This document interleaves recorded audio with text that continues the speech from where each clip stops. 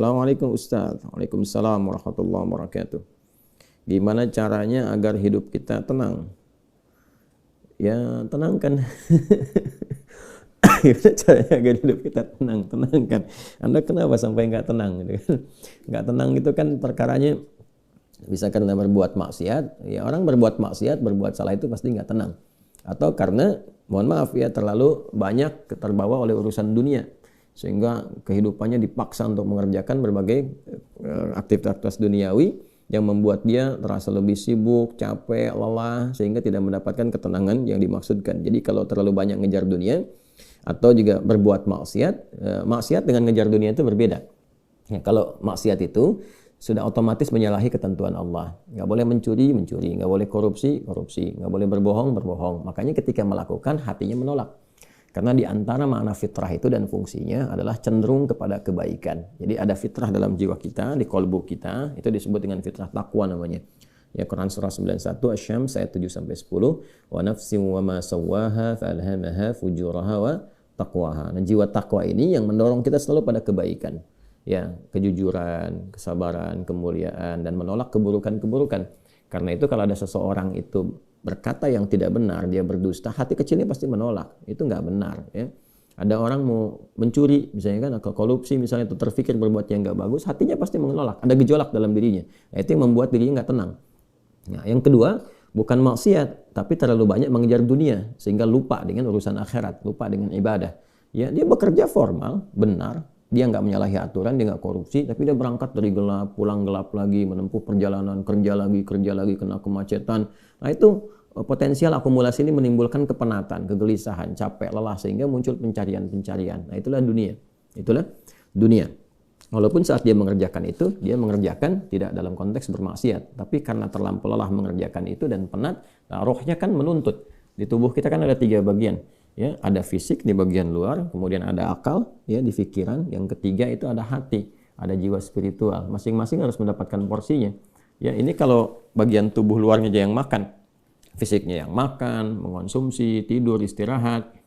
Ya, kemudian akalnya nggak pernah dipakai, nggak pernah belajar, nggak pernah baca, nggak pernah apa. Ini akalnya juga bisa protes, tumpul, nggak nyaman. Ya, sebaliknya juga, kalau dia misalnya ya makan, minum, kerja, aktivitas, olahraga, akalnya dipakai, dia baca dan sebagainya, tapi rohnya nggak pernah diberikan porsinya.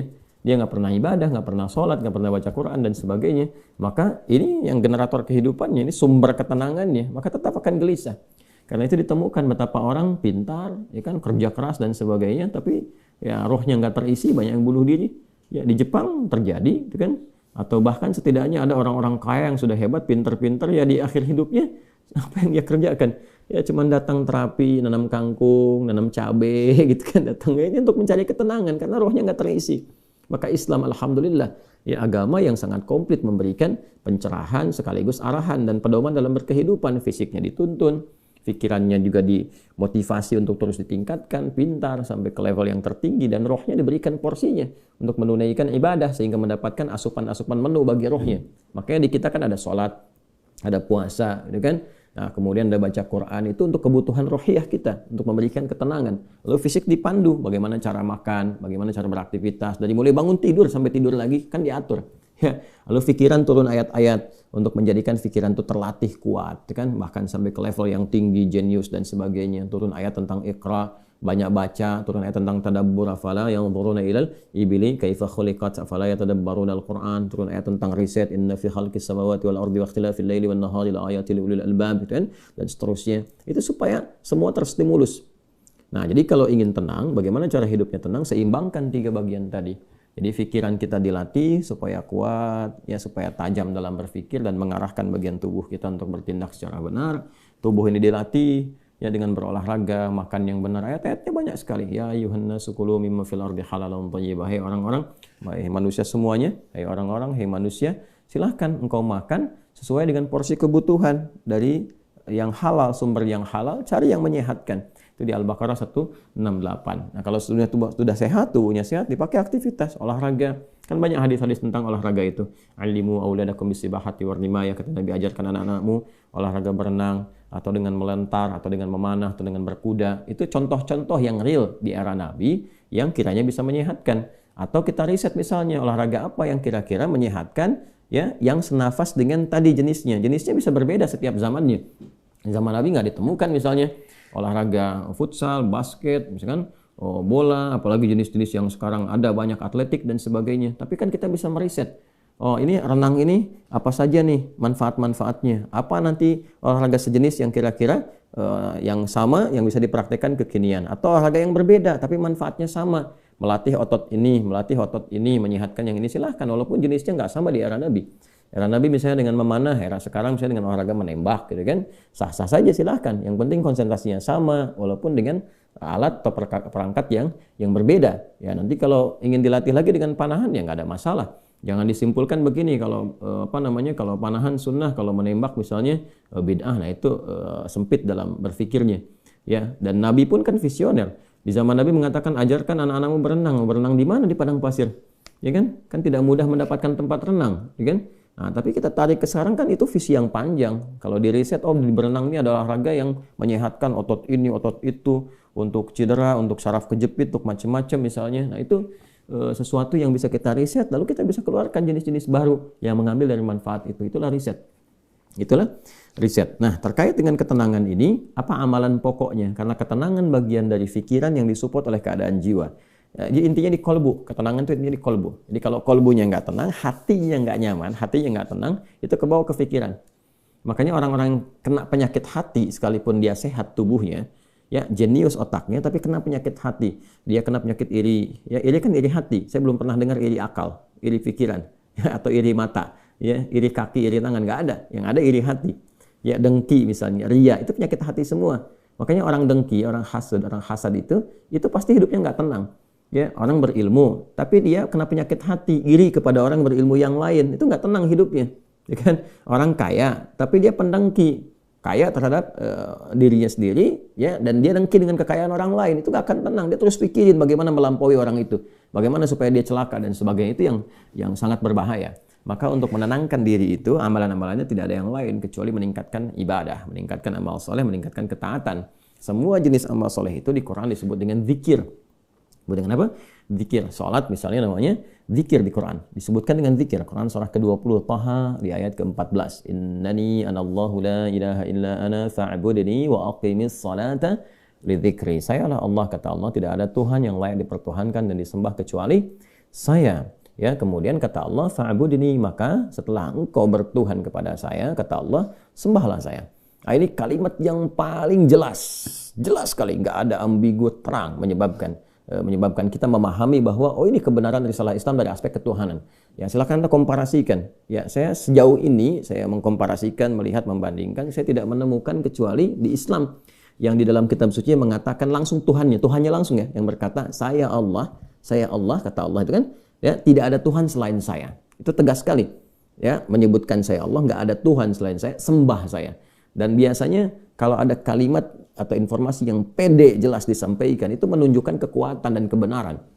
Kekuatan dan kebenaran, karena Allah dengan sendirinya, dia kan meyakinkan, ya, kita semua dengan menegaskan sifatnya tegas. Dan karena memang ketuhanan itu hanya dimiliki oleh Tuhan yang benar. Nah, karena Tuhan yang benar itu mengatakan sayalah Tuhan, dengan pede mengatakan sayalah Allah, ya, nggak ada Tuhan selain saya. Nggak mungkin ada klaim demikian kecuali dari yang memang benar, yang memang pede mengatakan itu, ya, karena benar, karena hak di situ.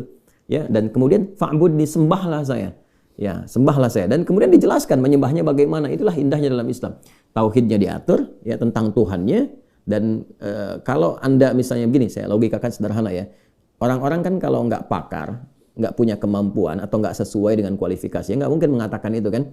Ya, ada orang mengatakan misalnya saya adalah pesilat. Mana yang mau bertarung misalnya kan, atau beruji tanding dengan saya. Kalau dia bukan pesilat, nggak mungkin dia bisa mengatakan itu.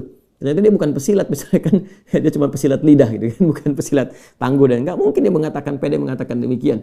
Ya, saya lah ahli kungfu misalnya kan, silahkan ada yang ingin tanding mengetes di kungfu. Kalau dia bukan ahli kungfu, nggak mungkin mengatakan demikian. Nah, ini Allah mengatakan dengan jelas, sayalah Allah, nggak ada Tuhan selain saya, sembah saya.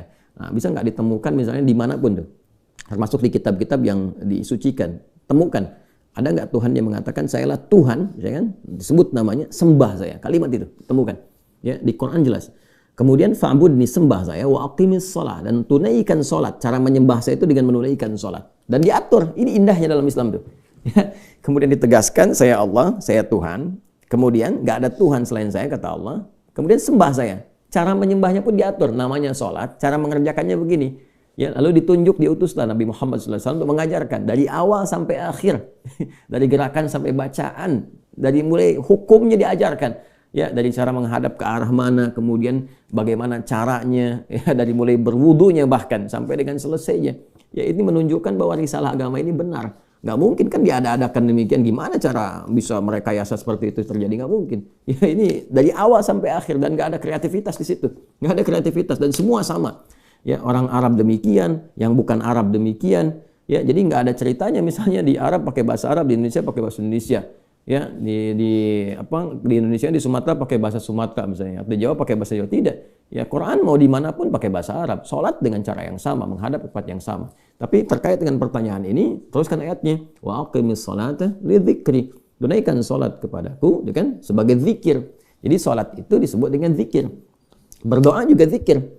Ya, doa juga zikir. Quran surah ke-7 ayat 205. Wadhkur rabbaka fi nafsika tadarruan wa khifatan wa dunal jahri minal qaul, dan berzikirlah, berdoalah maksudnya.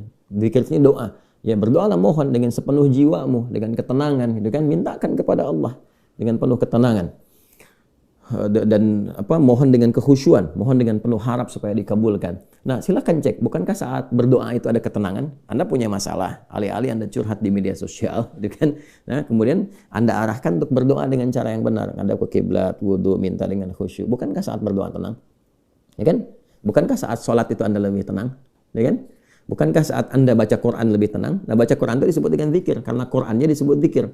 Quran surah ke-15 ayat 9. Inna nahnu nazzalna dzikra wa inna lahu lahafidhun. Kami telah turunkan Al-Quran sebagai zikir. Nah, Anda itu kalau baca Quran kan lebih tenang. Apalagi kadang terjadi begini, sedang punya masalah, terus kita buka mushaf random, acak tuh dibuka begini, tiba-tiba ayatnya sesuai dengan masalah kita gitu. Nah, baru baca aja udah tenang keadaan jiwanya. Ya, udah menyebut nama Allah baru bismillahirrahmanirrahim, sudah tenang. Ya, Quran surah ke-8 ayat kedua, innamal mu'minuna alladzina idza dzukirallahu wajilat qulubuhum wa idza tuliyat 'alaihim ayatuhu zadatuhum imanan wa 'ala rabbihim yatawakkalun. Ciri orang beriman itu kalau disebutkan nama Allah ada getaran konfirmasi di jiwanya, dan kalau dibacakan kepada ayat-ayat Allah bertambah keimanan. Iman itu kan sumber ketenangan. Ya, makanya iman itu berasal dari kata al-aman. Ulaika lahumul amnu, kan? Ya, alladzina amanu wa lam yalbisu imanahum bidzulmin, ya ulaika lahumul amnu. Orang-orang yang beriman itu kata Al-Qur'an, dan kalau imannya benar, maka akan mendapatkan ketenangan dalam jiwanya. Nah, ini kalau dibacakan Quran ada ketenangan dalam diri kita. Kita dengar orang lain baca Quran aja udah tenang, apalagi kita baca sendiri, kan? Apalagi misalnya zikir, ya, zikir. Pasca salat kita berzikir, kan, amalannya disebut zikir, itu membuat kita tenang. Subhanallah, alhamdulillah, Allahumma antas salam, istighfar. Quran surah ke-4 An-Nisa ayat 103. Fa idza qadaytumus salata fadhkurullaha qiyaman wa qu'udan wa 'ala junubikum. Kalau Anda telah tuntas mengerjakan salat, maka berzikirlah. Ya, subhanallah, alhamdulillah, Allahu akbar, Allahumma antas salam, ya, dari astagfirullah dulu awalnya, kan? Nah, itu membuat diri kita lebih tenang, lebih nyaman. Nah, itu semua amalan tadi disebut dengan zikir. Karena itu disimpulkanlah di Quran surah ke-13 Ar-Ra'du di ayat ke-28 ketika Allah berfirman, ala bi dzikrillahi tatma'innul qulub. Yakinkan pada dirimu. Ala itu harfu taukid, bukan hanya ikhbar. Huruf untuk menginformasikan sekaligus menguatkan informasi yang disampaikan. Saya tegaskannya, kata Allah, yakinkan pada dirimu dengan meningkatkan zikir kepada Allah, maka akan cenderung berdampak tenang kepada jiwa. Nah, jadi kalau Anda ingin tenang, saya ingin tenang, kita ingin tenang, gampangnya tingkatkan zikir. Zikir itu bentuknya ibadah, baik dengan ibadah fisik seperti sholat, baca Al-Quran, atau ibadah harta dengan bersedekah misalnya, ya, zakat itu kewajiban, infak itu tambahkan. Kalau ingin tenang, cobalah pagi-pagi cari orang-orang yang berhak mendapatkan itu sesuai dengan kualifikasi yang disampaikan Al-Quran dan hadis, jalan, temui, bersedekah, nggak usah banyak dipamerkan, ya, macam-macam, bersedekah, sampaikan dengan tulus. Nanti Anda akan mendengar orang itu berkata, terima kasih Pak, semoga Bapak disehatkan, keluarga juga dilancarkan rezekinya, dijaga oleh Allah kemuliaannya. Oh, itu mahal sekali. Padahal ini dikeluarkan mungkin 5.000, 10.000, tapi bagi orang-orang tertentu itu sangat berharga dan melahirkan doa yang dengan doa itu mengguncang aras dan memberikan ketenangan kepada jiwa. Ya kan? Wallahu ta'ala a'lam bis-shawab.